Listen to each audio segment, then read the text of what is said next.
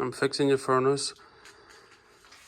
I measured the negative pressure in this inducer with this manometer, and there was no vacuum made while it's spinning. I thought that's suspicious. I'm trying to take it off to see what's happening, and I see that there's a bird, dead bird, stuck in there. Let me make it lighter. You can see the legs. The bird died inside,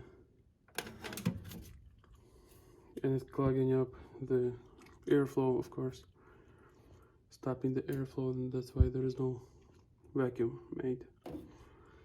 Now I have to take it out and clean it.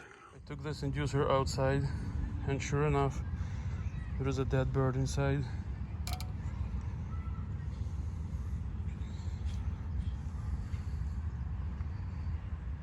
You can see it's still decomposing.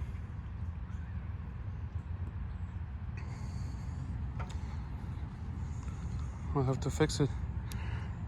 It still stinks from the decomposing. Now you can see that after removing the bird, the inducer is making enough negative pressure to turn on the pressure switch.